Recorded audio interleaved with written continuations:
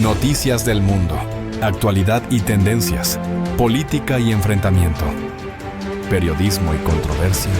Bienvenido a tu canal Mundo al Día. Con este nuevo video, las tropas y las naves del Cuerpo de Marines de Estados Unidos asignadas al Comando Sur para efectuar la operación contra los carteles de la droga que actúan desde países como Venezuela hicieron una nueva demostración de sus capacidades, ejercicios militares de tiro desde aviones de combate con fuego real. La administración de Donald Trump estrecha cada vez más el cerco al régimen de Maduro por sus vínculos con el narcotráfico. Cada hora que pasa es decisiva, cada vez está más consolidada esta operación Lanza del Sur ordenada por Washington para acabar con las mafias. Un informe del New York Times indica que Donald Trump habría rechazado una propuesta para que Nicolás Maduro renuncie al poder dentro de 2 años al considerar que la salida debería ser inmediata. Por segunda vez en las últimas 48 horas, Trump ha hecho declaraciones públicas para expresar que estaría dispuesto a un diálogo con Maduro. ¿Ya hablaste con el presidente Maduro de Venezuela? ¿Sigues abierto a hablar con él?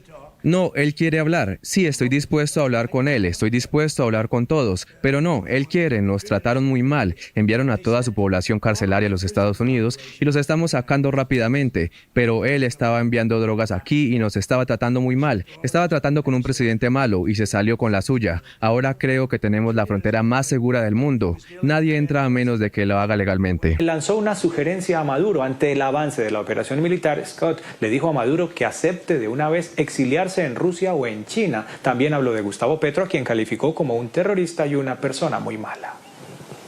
Bueno, no lo sé. Los días de poder de Nicolás Maduro están contados. Los días de Nicolás Maduro en el poder están contados. Gracias al presidente Trump y a Marco Rubio. Gracias por su decisión contra Maduro y los por su decisión contra Maduro y contra los narcotraficantes. Así que es muy importante que Nicolás Maduro viaje a Rusia, a la China comunista, a otro país. La posición de Nicolás Maduro es difícil en los Estados Unidos, así que el cartel de los soles es terrible, el tren de Aragua es terrible. Maduro no es el presidente de Venezuela, ¿sabe? Es el jefe de un cartel de drogas, el cartel de los soles. Petro es un aliado de los narcotraficantes. ¿Sabe? Es una persona de extrema izquierda. En su pasado, Petro estuvo en el M-19, así que es un terrorista, es una persona muy mala.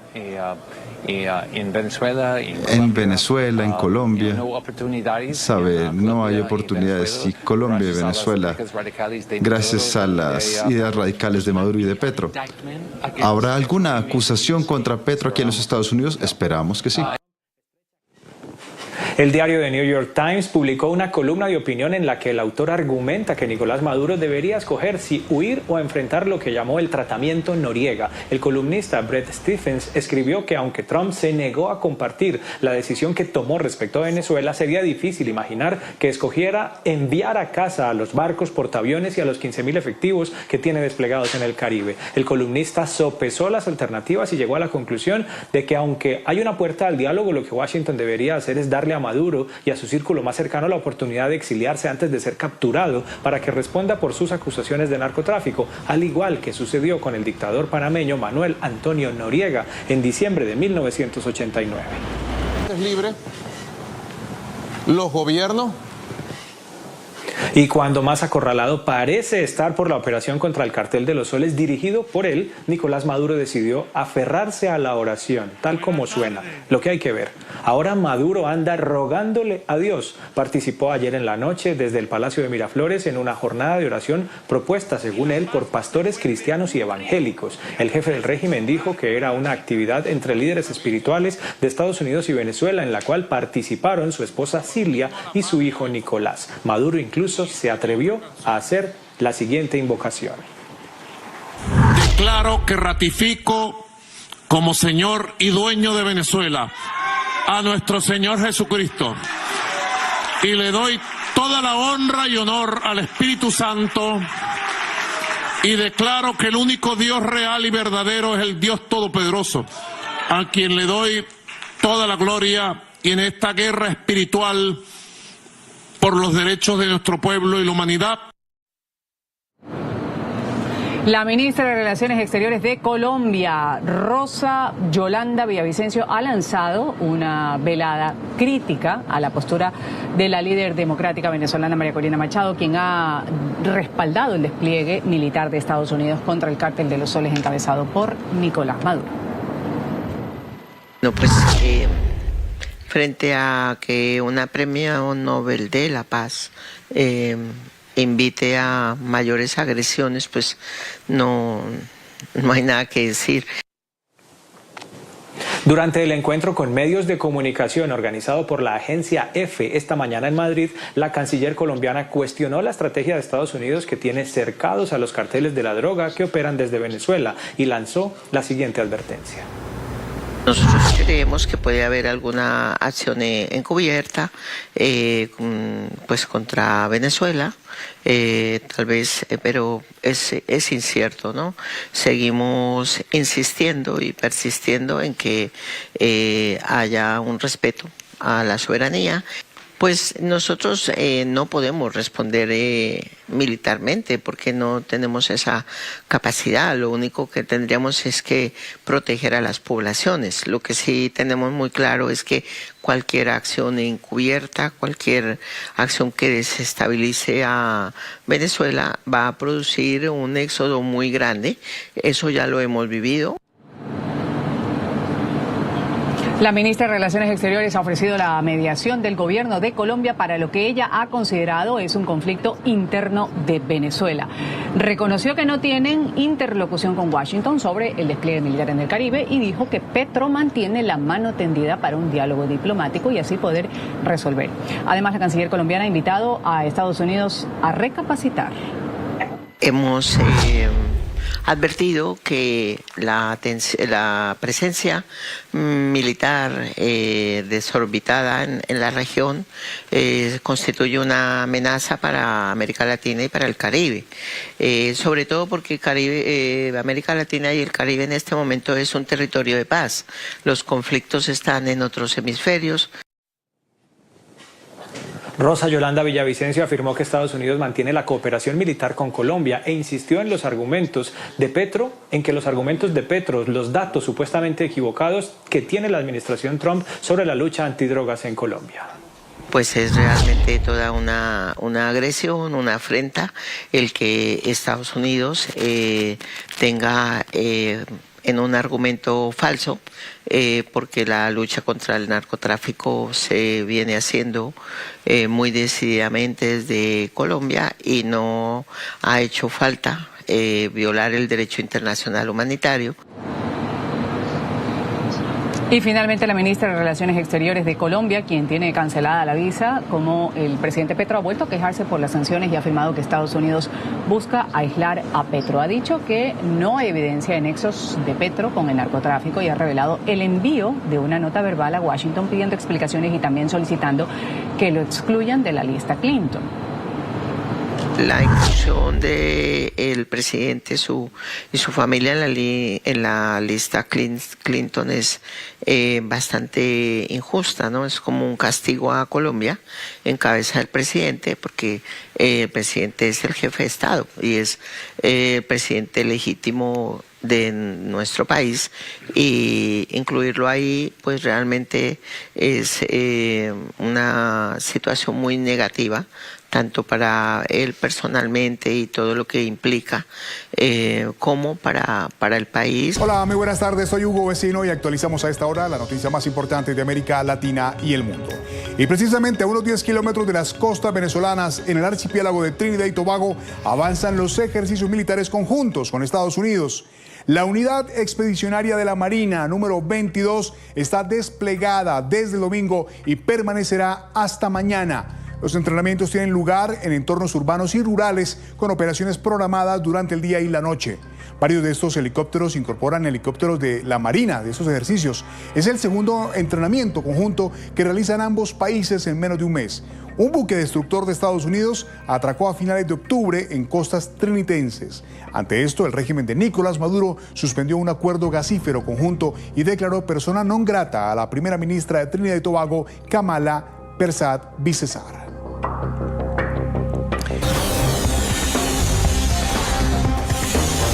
Los venezolanos observan con cautela la posibilidad de un acuerdo que abra la puerta a la salida de Nicolás Maduro del poder. Mientras algunos mantienen esperanza, muchos advierten que una nueva ronda de negociaciones podría terminar en otro fracaso y profundizar la desilusión. En medio de un conflicto político sin resolver, miles de ciudadanos se continúan atrapados en una crisis económica sin precedentes. Oliver Fernández, periodista permanente de NTN 24 en Caracas, con las reacciones ante la posible conversación entre Donald Trump y Nicolás Maduro. Adelante, Oliver.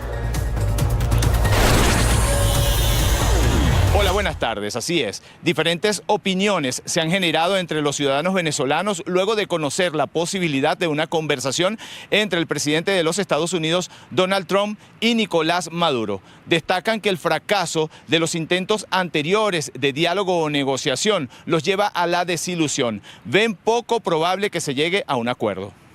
Hay un poco de desilusión porque creo que ya las personas estamos cansadas de tanta habladuría, de tanto diálogo y de nada de acción. Pues realmente lo que queremos hoy en día es ver más acción y menos palabras. Y todavía insiste en un nuevo diálogo que tampoco se va a conseguir nada. Es simplemente ganar tiempo como siempre se ha hecho. Muchas expectativas que queremos priorizar, ¿no? Súper desilusión, diría yo, porque si no se consiguió nada en el pasado, ¿qué se puede conseguir ahorita en el presente? No creo que haya un acuerdo, la verdad. Esa es la triste realidad. Otros ciudadanos señalan que los intereses del presidente de Estados Unidos, Donald Trump, están centrados en la salida de Nicolás Maduro, mientras que para Nicolás Maduro significaría esta conversación tratar de ganar tiempo para mantenerse en el poder. No, eso es puro parapeto. Para los intereses de Trump es la salida de Nicolás Maduro como presidente y para Nicolás Maduro flexibilizar los criterios de Trump, pero entonces no considero que por más diálogo que haya que Trump flexibilice sus condiciones o sus criterios. Es muy complicada, porque ¿qué es lo que pasa? Que en un momento determinado los políticos pueden estarte diciendo una cosa y después, fíjate, ya quiere conversar con él. Entonces, ojalá que todo eso salga para bien del venezolano. Hasta ahora se desconoce la fecha en la que pudiera darse esta conversación entre Nicolás Maduro y el presidente de los Estados Unidos, Donald Trump. Es la información que manejamos desde Caracas. Retornamos a nuestro Centro Internacional de Noticias. Buenas tardes. Buenas tardes para ti, Oliver. Gracias por toda la información. En su primera intervención ante la Organización de Estados Americanos, el nuevo embajador de Estados Unidos pronunció un firme y contundente respaldo al pueblo de Venezuela, Cuba y Nicaragua. El funcionario subrayó la urgencia de restaurar la democracia en estos tres países bajo regímenes autoritarios. A esta hora, los embajadores del continente analizan la lucha regional contra el crimen organizado. Roberto Macedonio, periodista permanente de NTN 24 en Washington, D.C., desde la OEA con toda la información. Roberto. Sí, ¿qué tal? Buenas tardes. Prácticamente todos los embajadores ante la Organización de Estados Americanos han reiterado en esta sesión su compromiso con la democracia y con la seguridad en el hemisferio, y lo han hecho para darle la bienvenida al nuevo embajador de Estados Unidos nombrado por el presidente Trump. Es Leandro Rizzuto, que hoy afronta su primera sesión, que en estos momentos transcurre y sigue en marcha. Pero él ha pronunciado un discurso trascendental. Sus primeras palabras ante la Organización de Estados Americanos han estado dedicadas a Venezuela, Cuba y Nicaragua. Dice que es fundamental una transición hacia la democracia y que Estados Unidos seguirá apoyando las libertades en esos países. Los Estados Unidos también apoya a los venezolanos, nicaragüenses y cubanos, que continúan luchando por gobiernos democráticos que respeten la dignidad humana, las libertades fundamentales y el Estado de Derecho. Las misiones de observación de la OEA mantienen su vigencia entre las herramientas más grandes del mundo para proteger la voluntad soberana del pueblo. Vamos a continuar apoyándolos y los mandatos democráticos de esa organización. Y en respuesta a ese primer discurso del embajador de Estados Unidos ante la Organización de Estados Americanos, muchos de sus homólogos de otros países han reiterado las alianzas entre Washington y las distintas naciones americanas y sobre todo han reiterado que también apoyarán la democracia y la seguridad, cuestiones clave para estos embajadores. Chile y Estados Unidos comparten más de 2 siglos de relaciones diplomáticas basadas en valores comunes y de proyectarse hacia la cooperación en ámbitos tan diversos como el comercio, la seguridad y la lucha contra el crimen organizado transnacional. La defensa de la democracia, los derechos humanos y el Estado de Derecho, persiguiendo siempre el elevado propósito de promover la prosperidad económica y el progreso compartido en nuestro hemisferio. Una histórica relación de amistad basada en los valores democráticos y de defensa de los derechos humanos compartidos. Enriquecerá sin duda las deliberaciones de este Consejo Permanente. Importante ha sido la intervención de la embajadora de Trinidad y Tobago ante la OEA por la posición estratégica de este país, por su cooperación con Estados Unidos en el despliegue naval que están llevando a cabo en el Mar Caribe. Dice la embajadora que seguirá cooperando con esta nación. Trinidad y Tobago valora la larga relación y multifacética alianza con los Estados Unidos bilateralmente y dentro del sistema interamericano.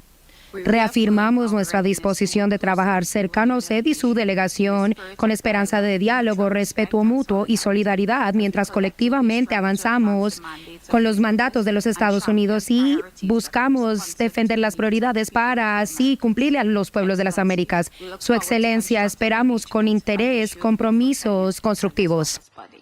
Y ojo al embajador de Gustavo Petro ante la Organización de Estados Americanos. Él también ha dado la bienvenida a Leandro Rizzuto con unas palabras en las que ha puesto en valor la necesidad de recuperar, dice, la alianza histórica entre Colombia y Estados Unidos. Una alianza que se ha roto durante la administración de Gustavo Petro. Embajador, su llegada a este foro interamericano nos brinda la oportunidad de destacar la relación histórica entre Colombia y los Estados Unidos, una relación de aliados y socios. Hoy, cuando nuestro hemisferio enfrenta desafíos cada vez más complejos, corresponde seguir trabajando juntos. Con nuestros gobiernos deben mantener una coordinación y un diálogo constantes, porque hay actores que buscan distanciar a los dos estados históricamente aliados en detrimento de la región. Ese distanciamiento solo favorece a estructuras criminales y corruptas. La sesión continúa en estos momentos y uno de los temas clave del día es la seguridad en el hemisferio occidental y la lucha contra el crimen organizado. La información desde Washington, en la sede de la Organización de Estados Americanos, Roberto Macedonio, para NTN 24. En la mañana de NTN 24 tenemos contacto a esta hora con el exministro venezolano Carlos Blanco, integrante del equipo de estrategia y del programa de gobierno de María Corina Machado. Carlos, buen día, gracias por atendernos. Buen día, Andrés. Carlos, queremos preguntarte por esta situación de agresiones, atentados, ataques contra la disidencia venezolana exiliada, pero antes de ello quiero pedirte una opinión sobre qué escenario ves más posible. Hemos conocido noticias en las últimas horas relacionadas con lo que Trump pensaría hacer sobre Venezuela. Hay una opción que plantea darle el tratamiento que recibió Manuel Antonio Noriega en su momento. Hay otra opción que plantearía ofrecerle la posibilidad de exiliarse, que Maduro se vaya. Y hay otra opción que es la opción del diálogo. Trump no se ha negado a la posibilidad de dialogar. ¿Cuál es el escenario que ves más posible? Sabemos, Carlos, que tú eres una persona muy cercana a María Corina Machado. ¿Qué es lo que ustedes están valorando?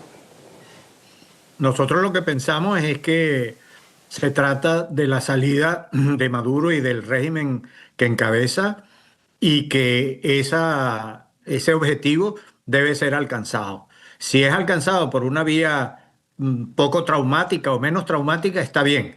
Pero ese es el objetivo, que Edmundo González Urrutia, presidente de la República, se encargue de la presidencia próximamente y María Corina Machado, como vicepresidente de la República y líder del Movimiento Popular Democrático Venezolano, asuma sus funciones de manera abierta, sin persecución, como está ahora en la clandestinidad dentro del país.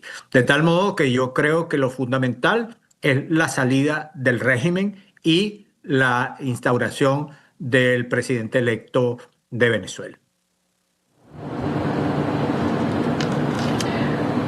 Ahora, señor Blanco, con respecto a la persecución del coordinador de comando con Venezuela, Alexandre Maita, pues esto que está ocurriendo es una situación que justamente quienes integran estas agrupaciones de oposición al régimen de Maduro dicen no se puede normalizar una represión transnacional atribuida a Nicolás Maduro. Activistas, a dirigentes, a ciudadanos venezolanos que incluso en el exterior, esto es lo que llama la atención también, que no solo es dentro de Venezuela, sino que en el exterior son blancos de intimidación y persecución. ¿En qué se basan ustedes para afirmar que esto es orquestado por el régimen de Nicolás Maduro? El régimen de Nicolás Maduro tiene una coalición internacional desde hace mucho tiempo en la que están integrados los cubanos, los rusos, las disidencias de la FARC, el ELN y otros grupos terroristas, narcotraficantes, etc. Esa guerra de esa coalición internacional la ha desarrollado contra el pueblo venezolano. Y a partir de un cierto momento, ese régimen, primero con Chávez y luego con Maduro, extendió sus tentáculos a toda la región, a toda la América Latina, al Caribe y a Estados Unidos. Esa operación internacional del crimen organizado que ha tomado posesión del Estado venezolano ha cobrado víctimas, como ustedes mencionaron, los dos activistas que fueron baleados en Colombia y que milagrosamente salvaron su vida, el teniente Ojeda en Chile que fue asesinado por el Tren de Aragua, que es el brazo armado en el exterior del régimen de Maduro, y así ha habido otras persecuciones y amenazas en distintos lugares del mundo.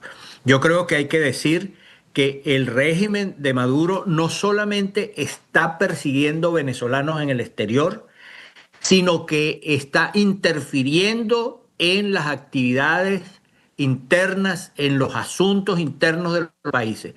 Porque estos asesinos que están en Colombia, que están en Chile y que están en otros países, están violando las leyes de esos países. Yo quisiera ver, como en el caso de Chile, ese juicio, ese proceso que se ha iniciado y donde no solamente está señalado el Tren de Aragua, el grupo de los piratas que fue asociado y contratado por el Tren de Aragua, sino las responsabilidades que tiene directamente Diosdado Cabello, jefe de la represión más sangrienta que ha habido en Venezuela en esta materia. Carlos, lo que tenemos en este momento sobre la mesa es lo siguiente. La operación Lanza del Sur, que está avanzando por parte de las fuerzas militares de Estados Unidos, a partir del próximo lunes entrará en vigencia la declaratoria del Cartel de los Soles como una organización terrorista extranjera, y en las últimas horas vimos a María Corina Machado emitir un manifiesto por la libertad, un mensaje muy esperanzador. La pregunta que te tengo es la pregunta del millón, Carlos, pero es la pregunta que todos nos estamos haciendo durante estos días. ¿Qué va a pasar en Venezuela? ¿Qué es lo que viene en las próximas horas? En Venezuela va a pasar que viene la libertad. Eso es lo que va a pasar. Y esa libertad está expresada en el manifiesto que dirigió María Corina ayer al país y al mundo, en el cual establece los principios sobre los que se va a basar la reconstrucción de la República en Venezuela. Libertad, dignidad de la persona humana y un programa de transformación, que no es un programa que nos va a retrotraer a donde estuvimos cuando estábamos bien, sino que va a permitir dar un salto con el uso de nuestros recursos, la tecnología, la relación con el fraterna, con el mundo democrático internacional y especialmente con nuestros vecinos de América Latina, del Caribe y del Norte. ¿Cuál podría ser, señor Blanco, ese punto de quiebre tomando en cuenta este cerco al narco que tiene Estados Unidos en el Caribe y ya Washington ha puesto en la mira el llamado Cártel de los Soles, que según Estados Unidos está dirigido por Nicolás Maduro, y a partir de la próxima semana, del próximo lunes, justamente 24 de noviembre, esta organización va a ser catalogada como organización terrorista, tal como lo hizo con el Tren de Aragua, con otras organizaciones criminales. ¿Cuál podría ser ese cerco que se hace ahora? Y particularmente le pregunto, punto de quiebre con la cúpula militar que acompaña a Nicolás Maduro y que también han sido señalados por parte de Estados Unidos de pertenecer a esta organización próxima a ser una organización terrorista extranjera.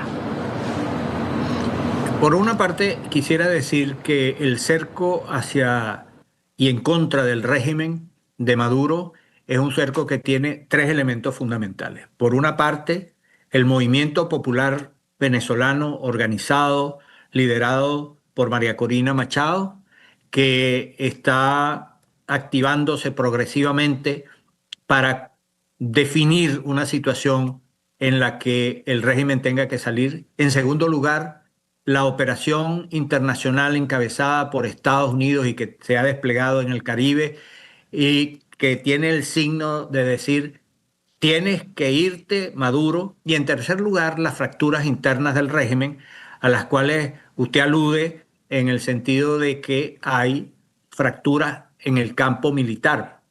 Y yo añadiría en el campo militar, en el campo policial y en el campo político civil que ha sostenido el régimen. Estos tres elementos, organización popular interna, presión internacional liderada por Estados Unidos y la fractura interna del régimen, es lo que va a determinar la salida de esta gente. Nosotros tenemos que estar claros que es un proceso complejo, que es un proceso que tiene muchos jugadores, mucha gente que está interviniendo en el proceso, pero con un solo objetivo: el fin del régimen opresor de Maduro. Y quiero decir lo siguiente: el tema del narcotráfico, el cartel de los soles, que alguna gente dice, no, eso no es tan así. No, en realidad sí es así. Desde que Chávez estableció el acuerdo con las FARC para proteger las rutas del narcotráfico en Venezuela, a cambio del financiamiento a ese grupo narcoguerrillero, y que estableció la protección por parte de grupos militares venezolanos a esas redes, se produjo la mezcla, la imbricación entre el grupo militar o los factores militares de Venezuela con el narcotráfico. Y de allí nació esta expansión del cartel de los soles que ya existía. Esa expansión hizo que no solamente se vincularan, sino que se imbricaran de una manera tal que la estructura militar en buena parte del país se convirtió en parte de la red de narcotráfico iniciada años antes. Entonces, cuando se identifica Cártel de los Soles, narcotráfico, FARC y otros grupos como el Cartel de Sinaloa y otros, y Maduro, no se está haciendo ninguna exageración. Maduro es el jefe militar más importante de unas fuerzas armadas que están comprometidas con el narcotráfico. Y es allí donde se produce un hecho insólito desde el punto de vista histórico, pero real, que es que el Estado venezolano en su conjunto, por esta participación de militares, fuerzas policiales y gobernantes en un solo paquete, han tomado posesión del Estado venezolano. No es una dictadura más, que ya sería suficientemente grave, sino que es un grupo criminal que ha tomado posesión de un Estado latinoamericano y que busca expandirse hacia todo el hemisferio y afectar las democracias de la región, incluyendo Estados Unidos. El presidente de Estados Unidos, Donald Trump, habría rechazado una propuesta de Nicolás Maduro para abandonar el poder en 2 años por considerar que es mucho tiempo. Así lo reveló un artículo de The New York Times y una entrevista con la cadena Telemundo 51. En este caso, un empresario venezolano reveló detalles de los supuestos vínculos del régimen venezolano con el ELN. Según el artículo de New York Times, el gobierno de Estados Unidos habría rechazado la propuesta de Nicolás Maduro de renunciar en 2 años, ya que les habría parecido mucho tiempo para que dejara el poder. Esto en medio de una ronda de negociaciones a través de canales indirectos. El medio también revela que el Pentágono estaría planeando ataques contra unidades militares cercanas a Maduro. Y en entrevista con Telemundo 51, Reyes Hernández González, un empresario venezolano que dice ser protegido por el gobierno de Estados Unidos, reveló que el gobierno estadounidense seguiría de cerca los pasos de Maduro. Este país sabe dónde está Nicolás Maduro ahorita, qué hizo a las 10 de la mañana, para dónde va, qué come.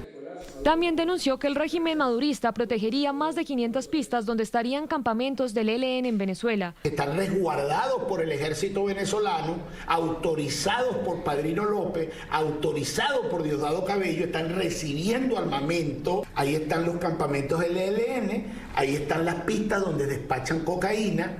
Por su parte, Nicolás Maduro hizo una vez más un llamado a la paz y consagró a Venezuela a Dios. Para profundizar en este tema, le quiero dar la bienvenida a Mariano de Alba, abogado y especialista en relaciones internacionales. Allí está en pantalla. Mariano, bienvenido. Buena noche para ti. Buenas noches, muchas gracias por la invitación. Es un gusto. ¿Qué lectura tiene Mariano de Alba de este supuesto rechazo por parte del gobierno de Estados Unidos a esa eventual o supuesta propuesta de Nicolás Maduro para dejar el poder en 2 años? ¿Lograste ver el artículo? ¿Lograste leerlo? Sí, por supuesto.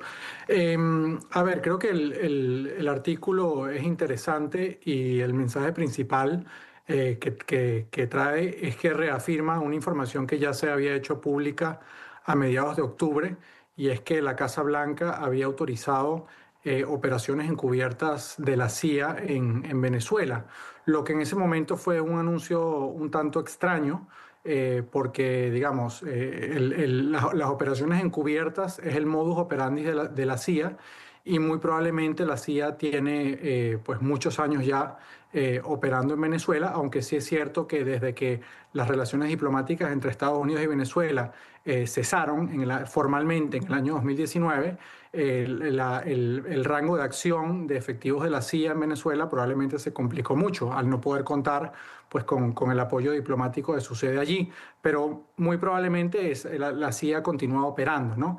Y además el artículo trae este segundo punto que usted menciona y que es importante, pero creo que el artículo no lo deja muy claro, pero lo que yo supongo, mi lectura, es que el artículo se refiere a una propuesta, a unas conversaciones que hubo en el pasado, no que están teniendo ahora, y que en ese momento, cuando se habló y se supo también, creo que fue el propio New York Times que dijo que pues, el régimen de Maduro había planteado incluso que el poder pasara a manos de la señora Delcy Rodríguez.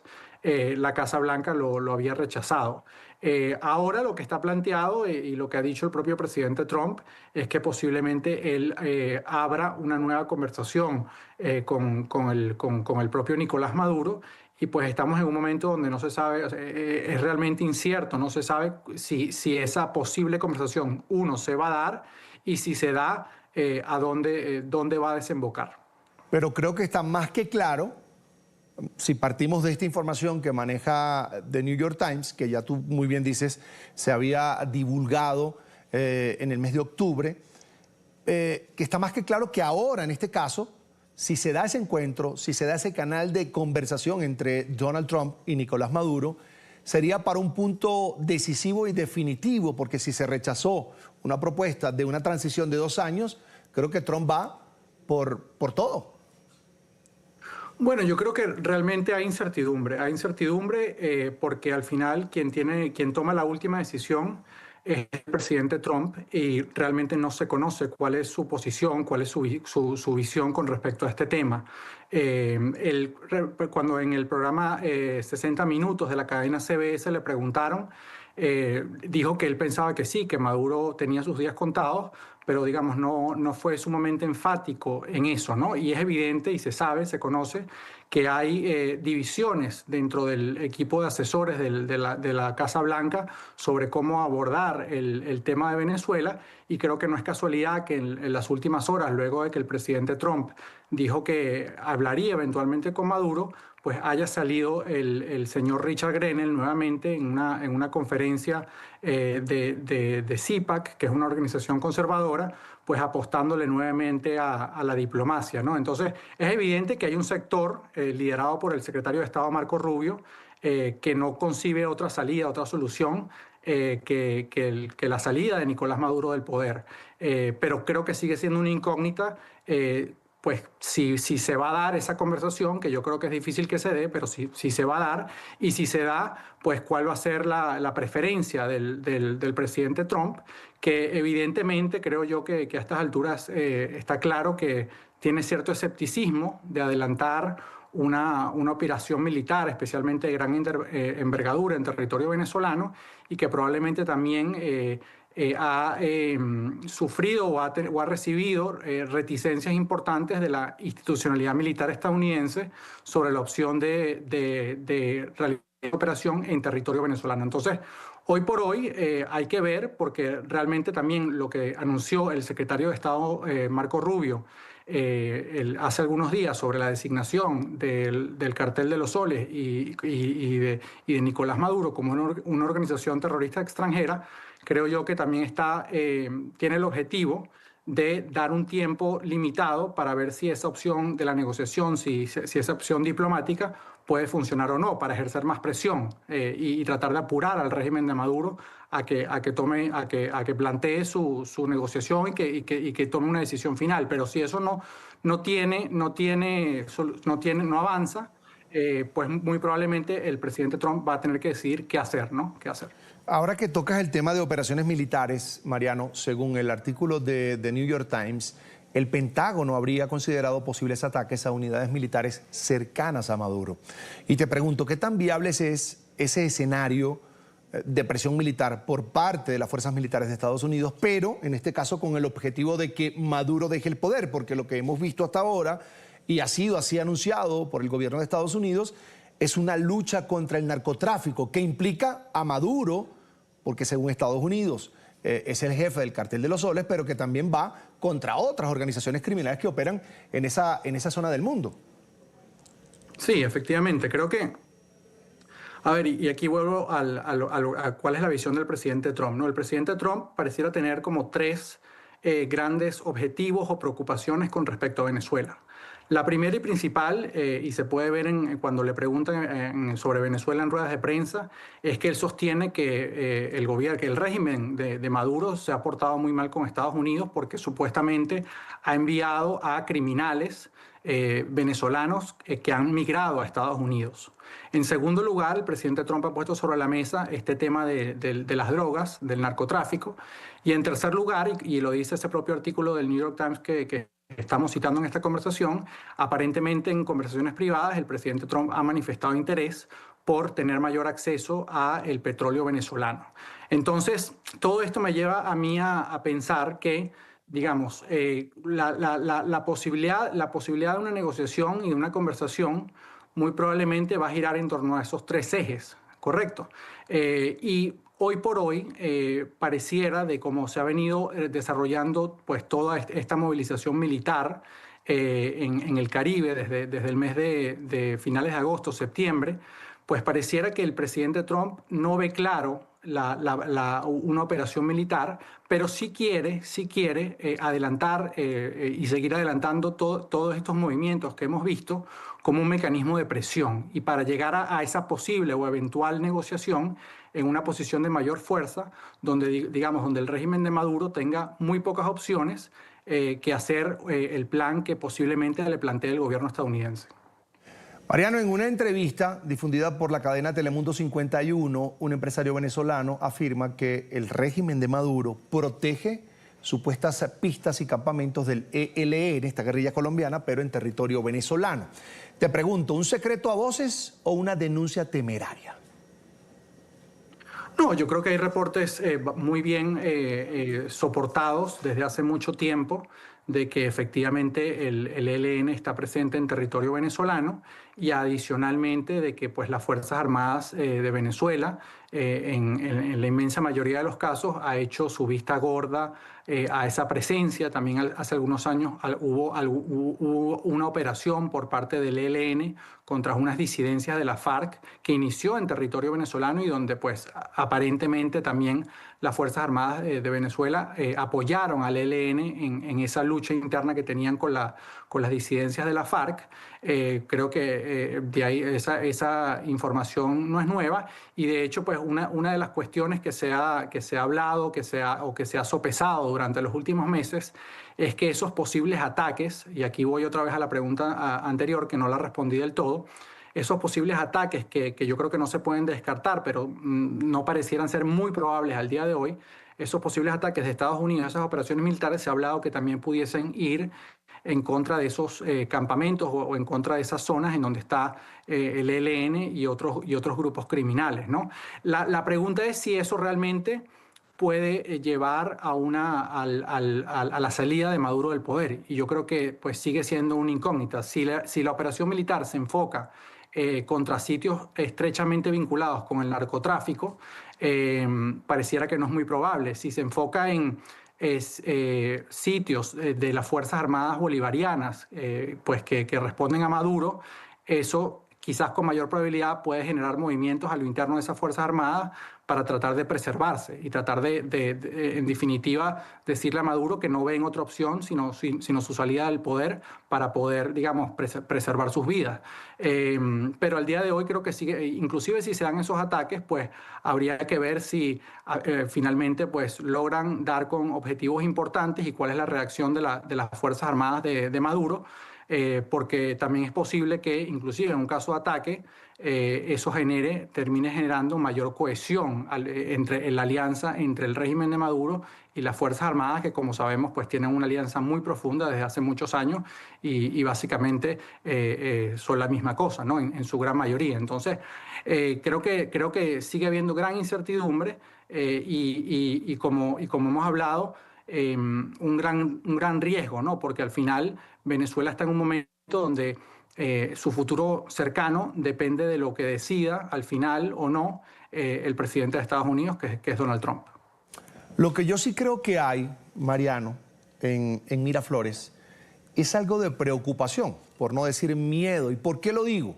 Maduro ha vuelto a hacer llamados a la paz, a la protección divina de Venezuela. ¿Cómo interpreta Mariano de Alba este tipo de mensajes en el contexto de presiones internas, denuncias externas, negociaciones directas, indirectas con Washington? Porque la gente al final del camino no sabe si eso está pasando o podría pasar, pero llena el Palacio de Miraflores de pastores evangélicos, no solo de Venezuela, dijo que también habían de Estados Unidos.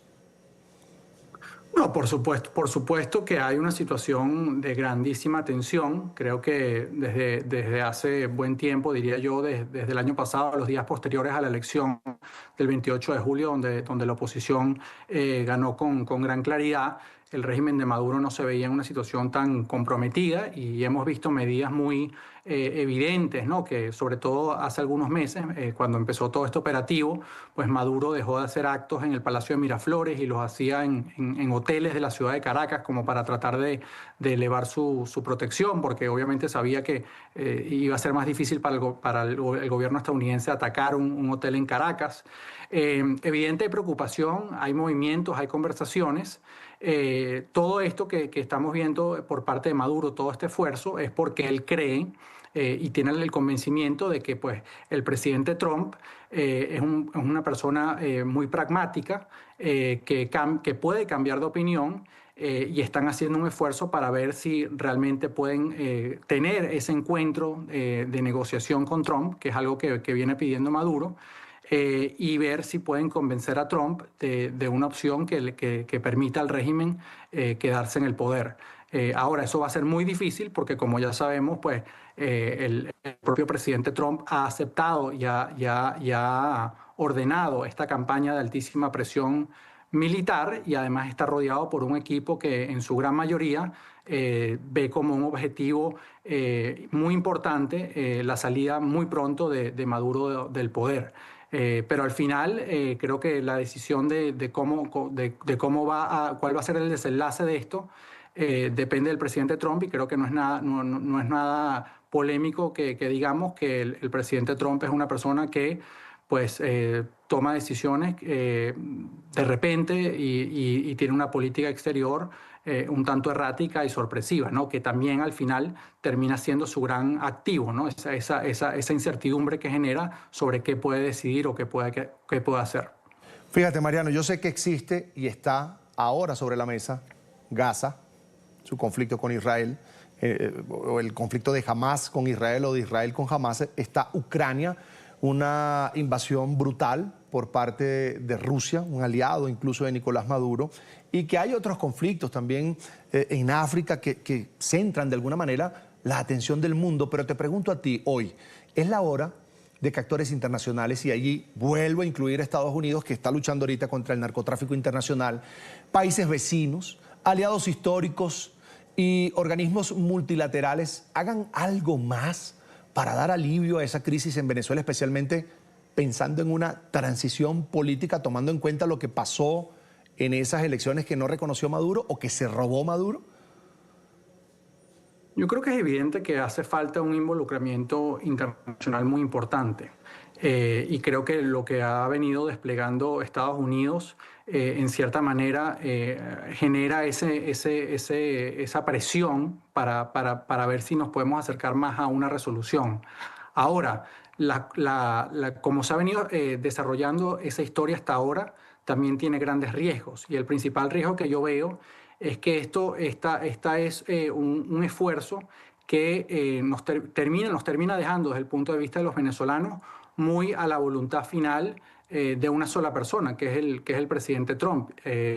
Yo creo que, digamos, desde el punto de vista de los venezolanos, dos cosas, ¿no? Uno, hay que tratar de ver cómo se puede ampliar este esfuerzo internacional, de qué manera pueden contribuir concretamente otros países y de qué otra manera también otros gobiernos pueden influenciar al gobierno del presidente Trump para que Venezuela esté más cerca de un escenario donde haya una transición a la democracia. Creo que eso es muy importante, ¿no? Y al final también hay que tratar de evitar que si el presidente Trump termina decidiendo una opción de negociar con Maduro, darle más tiempo, etcétera, etcétera, una opción que realmente no atienda los intereses de los venezolanos, también hay que pensar qué se va a hacer, ¿no? Y en segundo lugar, también diría que, digamos, lo que hemos visto en los últimos meses con respecto a Venezuela ha sido muy relevante, pero también como venezolano tengo que decir que al final también se ha sobrecentrado la atención sobre los movimientos militares, lo que puede o no hacer Estados Unidos, y también hay toda una serie de tareas que los venezolanos deberíamos tratar de estar avanzando con mayor ahínco, no solamente sobre el día después, sino también cómo internamente se pueden hacer mayores esfuerzos, se puede hacer más evidente el descontento y el evidente deseo de cambio político para que sea desde el punto de vista venezolano, que también se adelante y que también se pueda contribuir con los esfuerzos internacionales para concretar más rápidamente y más establemente esa transición a la democracia. Están muy pendientes. Cada vez que el viceministro viene acá, los productores nacionales están en la expectativa de lo que diga, lo que anuncie, cómo avanzan los proyectos, así que venimos hablando de esto. Bien, quiero comenzar hablando de hecho del programa de aumento a la producción de hortalizas y frutas, que sabemos que pues es una de las iniciativas del presidente Bukele que se operativiza a través de esta cartera. ¿Cómo avanza el programa? Fíjate que el programa de aumento a la producción, ya lo dice el nombre, su objetivo es aumentar la producción nacional. Como primera fase, nosotros iniciamos con frutas, verduras y hortalizas. En sí, empezamos a enfocarnos con lo que más consume el salvadoreño. Ahora bien, ¿cómo inicia? Esto inicia ya a diseñarse a finales del año 2023. Se termina de diseñar a inicios del 2024 y se empieza a ejecutar a mediados del 2024. Fíjate que comenzamos con 11 productos y comenzamos en 10 zonas productoras. ¿Qué significa zonas productoras? Nosotros venimos y trabajamos con cooperativas, asociaciones de agricultores y también con agricultores particulares. Pero ¿en qué se basa una zona productiva? Digamos de que hablamos con 5 o 10 agricultores que alrededor entre todos ellos conforman, ¿qué? Más de 8 manzanas. Todos ellos, aunque no sean una asociación o una cooperativa, todos ellos se organizan junto al gobierno y empiezan a trabajar con nosotros. Pero ¿cómo trabajan con nosotros? Nosotros a través del programa de aumento de la producción. Primero, algo que no debe de faltar, les damos asistencia técnica desde el inicio. Pero si solo fuera la asistencia técnica no pasáramos de lo mismo como quisieron o nunca hicieron los gobiernos anteriores, sino que a esto lo acompañamos con lo que tanto ha afectado al agricultor, los insumos. Mediante el programa, ellos tienen acceso a insumos totalmente al costo. Y cuando me refiero al costo, me refiero a que así como en el mercado nacional un sulfato, que te voy a poner por ejemplo, puede costar $20 el quintal, a ellos les quedan 14. Te estoy dando precios, ejemplos, porque siempre son fluctuantes incluso los precios de los insumos. Entonces, todo eso, todos los insumos al costo, como te repito, se le suma la asistencia técnica. Aparte, se le suman semillas de muy buena genética también, resistentes a enfermedades, que son de alto rendimiento, resistentes a plagas, muy bien adecuadas a nuestro clima. Y aparte de eso, termina con la cereza del pastel. Les apoyamos con la comercialización justa, sin intermediarios, de manera directa y de remate, apoyándoles nosotros con la logística de cuando llegan a la central de abasto. Y de la central de abasto tienen 2 destinos grandes. Bueno, le vamos a poner 3. Uno de los destinos es llegar a los agromercados.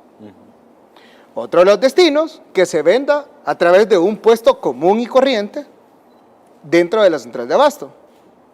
Y otro de los destinos es que también nosotros le hacemos un acompañamiento en la comercialización con empresas privadas. Llámese supermercados, mini super, restaurantes y cualquier otro negocio que maneje o comercio de alimentos o que maneje que sus alimentos sean materia prima, así como un restaurante. ¿Y ustedes dan acompañamiento en las 3 vías? En todas las vías. Ya. Entonces, comenzamos, como te dije, con 10 zonas productoras y con 11 productos. Ahí te puedo decir que se hizo un total, si no me recuerdo, como de unas 50 manzanas. Ese piloto hoy se convierte en más de 100 zonas productoras. Seguimos creciendo y solo en eso significan más de 2.400 manzanas en hortalizas, verduras y frutas. ¿Han contabilizado ustedes, viceministro, cuánto es lo que ha crecido la producción nacional desde que se lanzó este programa? Nosotros tenemos los datos de nuestro programa. Un dato de ellos, el tomate, por ejemplo. Nosotros mensualmente, en promedio, ya estamos superando las 5 millones de libras. Solo con el tomate y solo con el programa. No estoy contabilizando aquellos productores privados, aquellos que no están dentro del programa, ni nada que ver. Pero no te puedo dar datos oficiales porque es algo que le corresponde al BCR, que sé que dentro de poco van a dar a conocer. Lo van a dar a conocer. Así es. Totalmente. Entonces. Pero sí han visto el incremento. Y no solo lo he visto, no te vas a dar cuenta solo de mi boca. Sino que te lo voy a explicar dentro de las plazas o del mercado. ¿Sabes? Esas más de 100 zonas productoras, que equivalen a más de 2.400 manzanas, tanto ha sido el apoyo con ellos, la mejora de genética en las semillas y todos los insumos al costo, tanto ha sido el dato efectivo que se ha mantenido, que hemos logrado incluso sacar hasta 5 veces lo que antes se producía en una sola manzana. ¿Por qué? Porque aquí venimos a la otra parte, dentro del programa de aumento de la producción. Les acercamos tecnología, tienen acceso a maquinaria y dentro de eso están desde estructuras protegidas, conocidas como casas mayas, hasta invernaderos inteligentes que le llamamos nosotros, porque con sus paneles solares, las computadoras que funcionan dentro del módulo de irrigación, que hasta por el medio del teléfono los puedes, monitorear o activar. Todo eso tienen acceso, incluso hace bastante publiqué un video donde el productor decía, jamás habíamos tenido acceso a esta tecnología. Tienen acceso a tractores, tienen acceso a rotovators, tienen acceso a otros tipos de maquinaria. Y ese trabajo en conjunto con agricultores, sí, hay pequeños organizados, hay medianos, cooperativas y asociaciones, eso ha dado como resultado afuera, y aquí voy a responder tu pregunta, un resultado que desde que salieron las primeras cosechas a finales del año pasado, del año 2024, y desde noviembre, te puedo decir que desde el 4 de noviembre del año pasado a este 4 de noviembre ya se cumple un año que tenemos la canasta básica con un precio totalmente estable. Logramos deflación en algunos productos, así es, pero ¿por qué es? No es porque se importó más, no es porque se tiene alguna fórmula mágica, no. Se trabajó junto con los productores y eso fusionado con la central de abasto y los agromercados, metimos al mercado un competidor que por mucho tiempo estuvo olvidado y ese competidor se llama agricultor salvadoreño. Pues licuados, guisados de diferentes formas y en pupusas y que por supuesto forma parte del plato típico de los salvadoreños.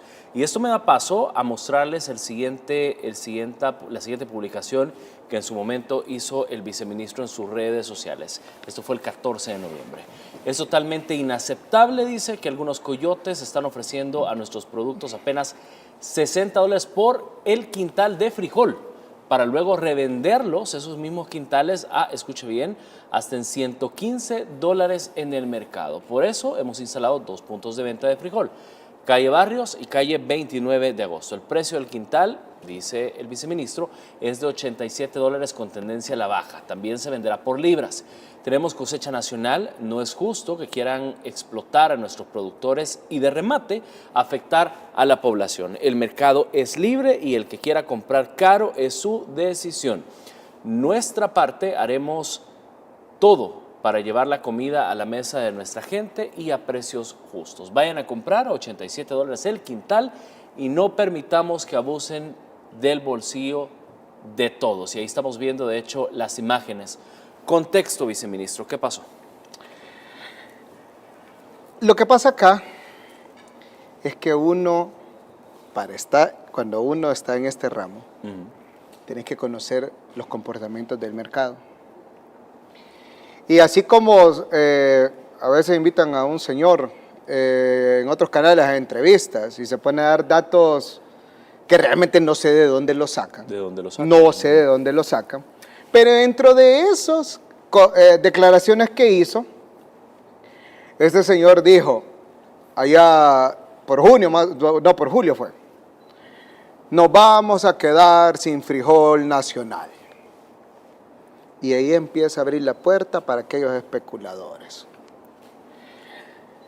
Es ahí donde nosotros empezamos a tomar cartas en el asunto. Bueno, un poco antes. Hicimos la primera prueba piloto de siembra de frijol. y sembramos las primeras 500 manzanas, fíjate. Allá por mayo, junio, más o menos. Una semilla de genética pura, frijol rojo de seda. Inició en Aguachapán, creo, ¿no? ¿Cómo? Inició en Aguachapán. Parte. La verdad que fue entre Occidente para Central y Oriente. Sí. Pero hicimos esa prueba piloto. Trajimos esta semilla de frijol rojo de seda, cepa pura, que orgullosamente los parentales son nacionales de una semilla llamada Senta San Andrés, y que esa misma se llevaron a Nicaragua, hicieron sus variaciones, les quedó bastante muy bien. Y entonces salimos con esa prueba piloto, medimos los rendimientos. Es casi normal ver que en otros lugares de El Salvador los rendimientos andan por 15, 18 quintales por manzana. Nosotros sacamos 28 a 30 quintales por manzana, con un buen manejo, claro está. Estas 500 manzanas fue el inicio de la fase de granos básicos que forma dentro del programa de aumento de la producción. Como estábamos hablando al principio, estábamos hablando que era frutas, verduras y hortalizas. Entonces dimos paso a los granos básicos y comenzamos con frijol. Esas 500 manzanas luego se convirtieron en 9.200, que le hicimos ya en la época tradicional, pero pensando en cómo funcionan los coyotes y los especuladores, nosotros nos adelantamos a la siembra y sembramos 20 días antes de la fecha normal que todo el mundo siembra frijol, con la intención de salir antes. ¿Qué es lo que pasó? Efectivamente empezamos a salir antes. Y aquella declaración que hicieron que se iba a acabar el frijol nacional, discúlpame, aunque se acabase en ese tiempo, para que un producto suba de precio, una de las principales razones tiene que ser el desabastecimiento. Claro. Y desabastecimiento jamás hubo. Pero ya vamos nuestros queridos especuladores y todo, que empezaron, mira, de 89, 88 dólares que estaba el quintal, de la nada comenzó a 110, 98, 115 y todavía encontramos, porque los monitoreos que nosotros llevamos junto a la Defensoría y nuestros propios equipos que hasta sin uniforme andan para tener los verdaderos reportes, hasta llegamos a ver mercados que lo tenían a 125 dólares el quintal. ¿Cuál era la razón? Casi 50 o sea, dólares más. Ninguna, no había una razón ninguna. Entonces, pero no, claro, si tú les preguntabas a ellos, te decían, es que casi no hay, que no sé qué, no sé con cuánto. Entonces, ellos jamás, en teoría, van a perder. Entonces, se les mencionó, por favor, tengan un precio bastante justo para la población. No hubo respuesta favorable. Entonces salió el programa de aumento de la producción a demostrarles que sí había producción nacional. Y a razón de eso, y un día antes que hiciéramos lo que ahorita te voy a contar, me contactan agricultores. Mire, señor viceministro, aquí me vinieron a ofrecer 60 y 65 dólares por nuestro frijol, el que nosotros vamos a llevar a la central de abasto. De verdad que no podemos aguantar esto. Gracias a Dios ustedes existen. Entonces fue ahí a donde nosotros escogimos esos dos puntos. La calle Barrios y la 29 de agosto. No son puntos antojadizos. Es porque ahí venden los granos básicos de mayoreo, en su gran mayoría, en la parte de San Salvador. Entonces, Fuimos a poner la fuerza de los productores ahí. Y entramos con $87. A veces este tipo de especuladores se creen como que fueran los reyes de los precios y todo, y piensan que nadie y que todos tienen que caer, tanto productor como la población, a pagar lo que ellos dicen. Pusimos el punto de venta desde la madrugada y amanecimos ahí, y antes de las 12 se habían atendido más de 500 personas en los dos puntos. En ambos puntos. En ambos puntos. Llegaron diferentes medios de comunicación, se llevaron varios quintales y la gente comprando 5 libras, 3 libras y todo eso. Pero aquí te cuento el milagro, fíjate. Qué casualidad que en la tarde ya estaba a 88, a 87 y a $89. Y en otros locales cerca ya estaba a $85. Entonces es competencia con competencia. Se demostró que había esos puntos, ahí se mantienen. Y ahora, anda a ver los precios, ya se escuchan precios de hasta $78 el quintal. Bajó enormemente. Exactamente, y por eso en el mismo post yo puse con tendencia a la baja. Esos $87 también ya van para la baja y así. Entonces, nosotros apalancamos y estamos en la obligación de apalancar a nuestro productor nacional. Todos los días me mandan fotos que están sacando, que están ensacando, que están aporreando, porque como ha sido una siembra escalonada, eso significa que no vamos a dejar de tener frijol. La misma receta que hemos ocupado con frutas, verduras y hortalizas, Se está ocupando para frijol. se está ocupando para frijol. O sea, tenemos frijol para... No, ahorita que alguien te diga. Para un buen tiempo. Sí, ahorita que alguien te diga que hay escasez, eso es mentira. Pero eso es bien importante hablarlo y decirlo, porque hay estos medios de comunicación tendenciosos que de pronto sacan notas ahí y donde hablan de desabastecimiento, que incremento de precios, etcétera, etcétera, pero no hablan de lo que están haciendo el gobierno. Pero aquí viene algo todavía más gracioso. ¿Te acordás la persona que te mencioné que había dicho que ya por junio se iba a acabar? Sí. Pues ante los hechos, porque nosotros dentro de los productores con los que estamos trabajando hay gremiales. Claro. Gremiales que incluso han sido bastante críticos del gobierno. Que es la Mesa Agropecuaria, por ejemplo, una de esas, la Mesa Agropecuaria Rural e Indígena. Claro que por mucho tiempo ha sido bastante crítico. Y hoy todas esas gremiales están trabajando. ¿Qué le tocó decir al mismo señor que te mencioné? Hasta en una publicación de un diario que no quiero mencionar el nombre, sale, realmente no hay razones técnicas para que suba el precio. Tampoco ni tiró flores, ni las necesitamos, pero esa razón técnica, ¿qué significa? Que hay frijol. Claro. Entonces, ellos mismos muchas veces se ocuparon, no se puede tapar el sol con un dedo. Entonces tampoco, hoy no se puede tapar el sol con un dedo. El programa está funcionando. Y la combinación con Central de Abasto y Agromercados está funcionando. Y han sido las 3 herramientas fundamentales para que tengamos una canasta básica con precios muy estables. Ahora bien, no solo el frijol, Armando. El jueves se comienza. Bueno, ya comenzamos, pero lo voy a dar a mí casi siempre cuando voy a anunciar algo es porque ya comenzó algo.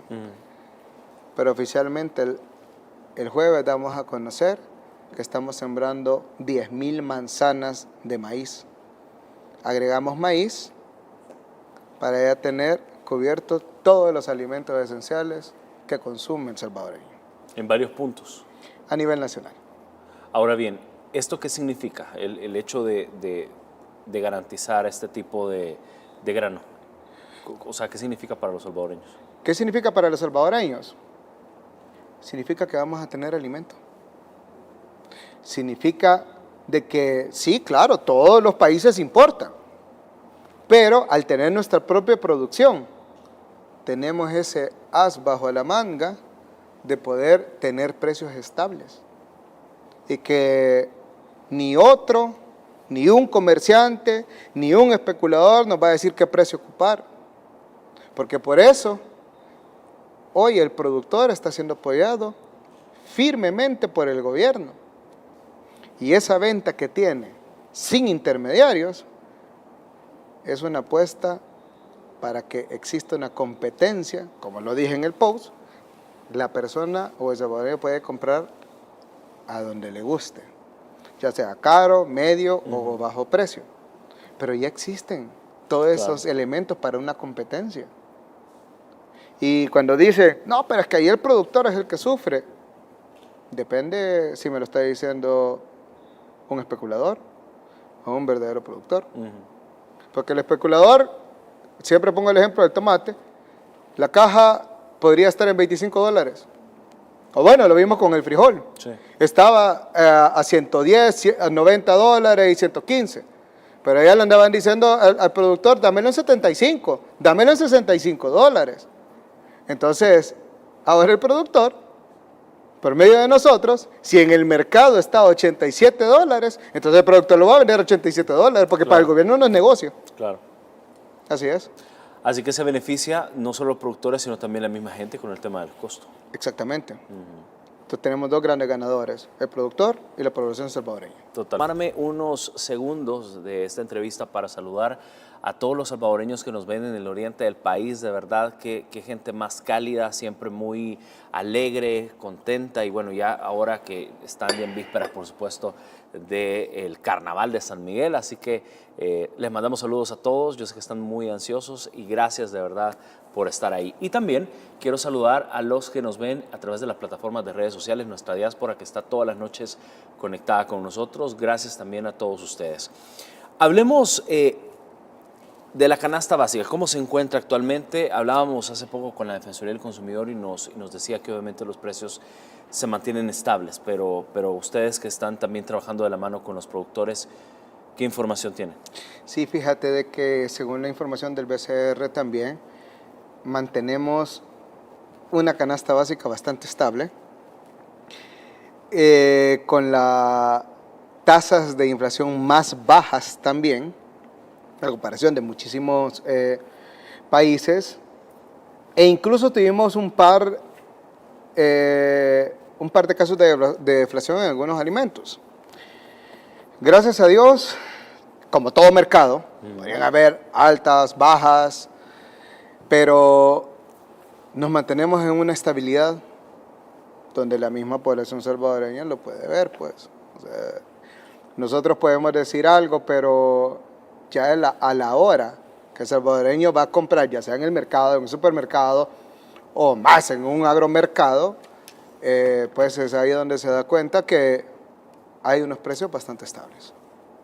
Ahora bien, sabemos que la estrategia de la central de abastos y los agromercados ha sido sin duda una iniciativa del presidente Nayib Bukele que ha permitido disminuir los costos de la canasta básica, que la gente pues pueda tener, digamos, hortalizas, verduras, fruta, carne, queso, es decir, una gran variedad de productos a precios al costo, totalmente. ¿Cómo ha venido evolucionando los agromercados? Fíjate que aquellos que iniciaron como 2 agromercados o 10, creo que eran, ahora son 61. Estamos en todos los departamentos, estamos en puntos bastante accesibles y como te lo decía, de atrás para adelante, aquel agricultor que trabaja de sol a sol, que no solo se le ha apoyado con la asistencia, los insumos al costo y nueva genética, sino que también tenemos muchas manzanas cultivadas mecánicamente. Okay. Hoy ellos se la llevan a las centrales de abasto y terminan a los agromercados. Y claro, ellos ganan Pero como lo he dicho anteriormente, el mayor beneficiario es la población salvadoreña. Y lo puedes ver cuando ellos se acercan a comprar no solo frutas, verduras y hortalizas. Tú mismo lo acabas de decir, Armando.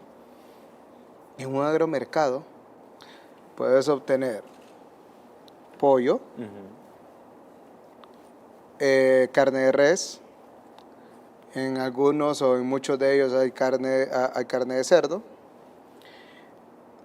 Tenemos huevos, embutidos, lácteos, granos básicos, aceites, harinas, productos de temporada según en la zona donde se encuentre el agromercado, mariscos también en varios agromercados, y literalmente tenés muchos elementos para comprar los alimentos que necesitas en tu hogar.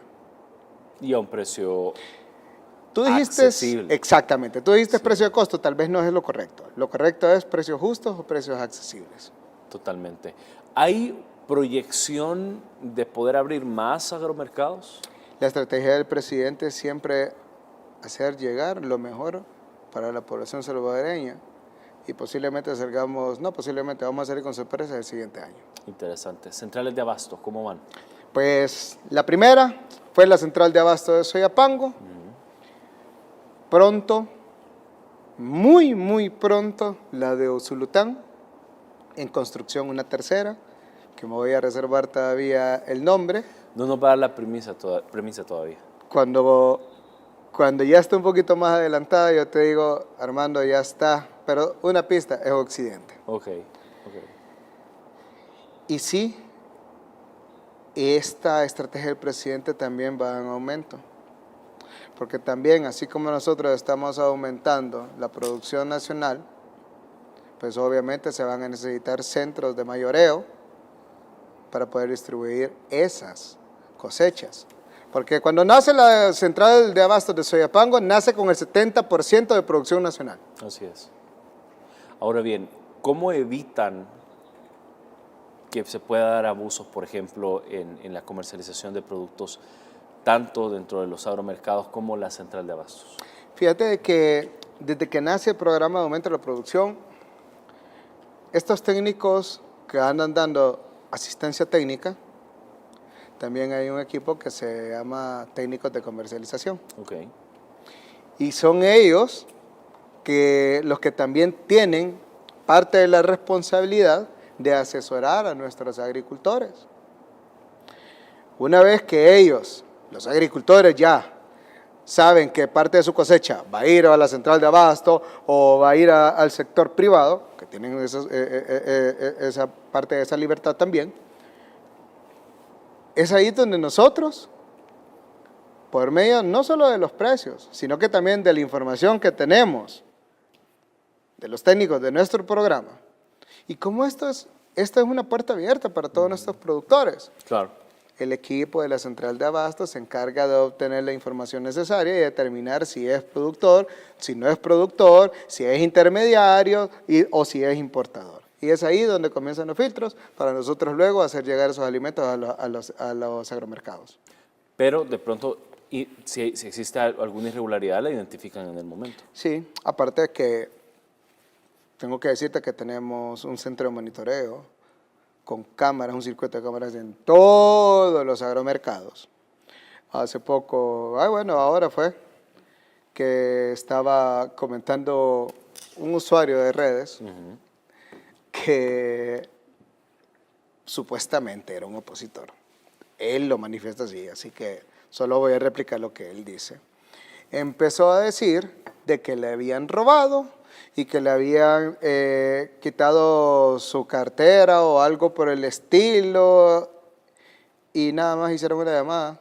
El técnico encargado, parte del equipo técnico encargado del agromercado, y él empezó a grabar, pues la persona que se había sentido ofendida empezó a grabar y de verdad se estaba expresando bastante en contra y que todo eso. Pues el equipo técnico nos llamó. Dijeron, por favor, pueden hacer un monitoreo con las cámaras. La persona está diciendo que ha sucedido esto. Y en breves minutos se le dijo, sí, la la cartera o lo que él decía que había extraviado, lo tenía a la par.